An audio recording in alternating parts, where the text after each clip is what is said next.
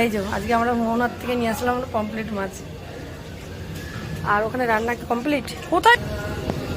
ও এখানে ছোলার ডাল কমপ্লিট আর লুচিটা ভাজা হবে খালি। ওর মধ্যে কি দুপুরবেলা রান্না হচ্ছে? আচ্ছা আচ্ছা আচ্ছা আচ্ছা আচ্ছা আচ্ছা আচ্ছা এই যে আমাদের দাদা এই যে ঠিক আছে। আর এখানে যে লুচি হবে ওই যে লুচির সব সরঞ্জাম করা হয়ে গেছে। ও রান্না এখান থেকে করে নিয়ে যাবে।